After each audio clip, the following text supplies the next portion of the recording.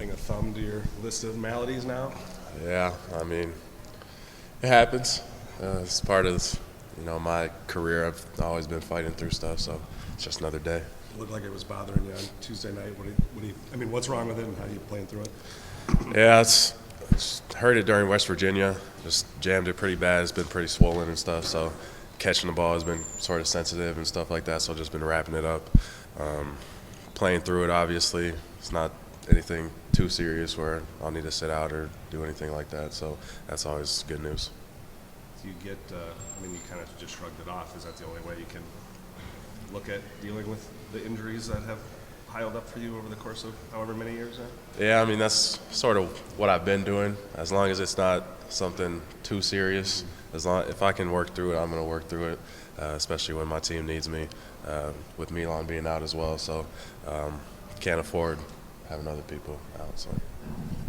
Few game sample size now without Milan. How do you feel like the team's adjusting, with three-point shooting and kind of some ups and downs without him?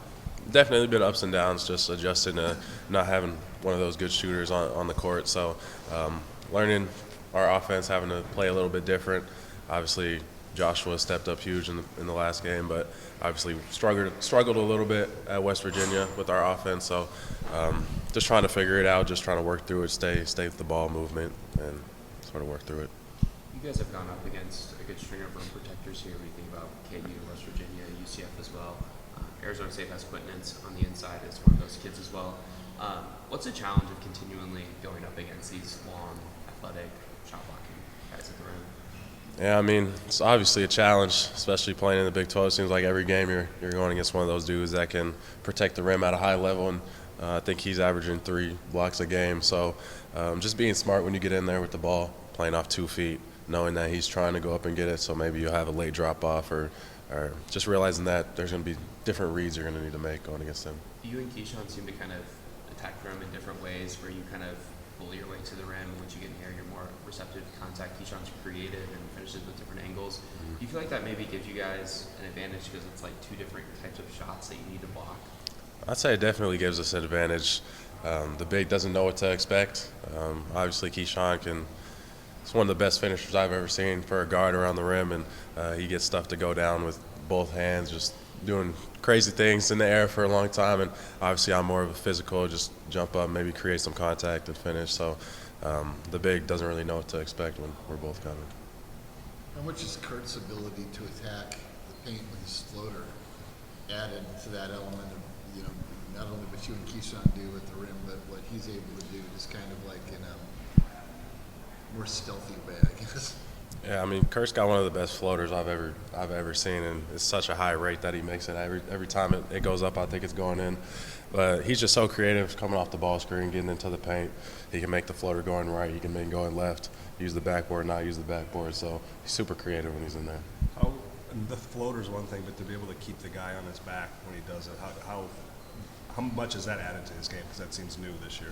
Yeah, definitely. We work on that quite often in practice, just keeping your defender in jail, especially when a team plays drop coverage. Just keeping him behind you. He does a great job of that. Opens up the whole floor for him, not letting that defender get back in front of you.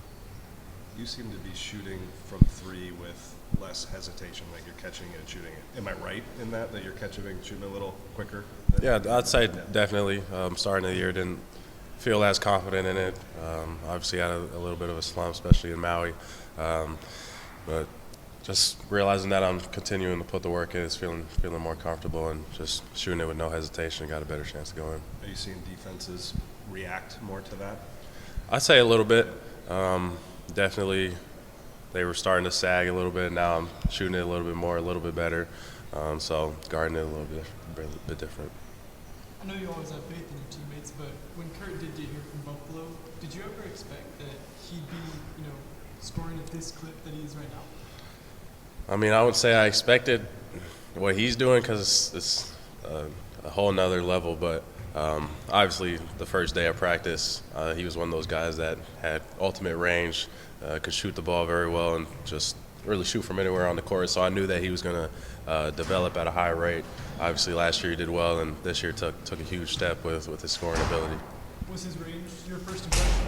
Yeah, definitely. His range, just his three-point shooting. He was always looking to get a three off. And I'd say this year the biggest thing is around the rim, the floater that he's getting to. That's something that he's improved a lot. TJ talked a little bit about some of the hustle plays that you're able to make. How important are those plays, especially on the road when you guys feel like you probably need every advantage that you can get? Yeah, we know as a team just how important those plays can be, if that's an offensive rebound, if that's a 50-50 ball.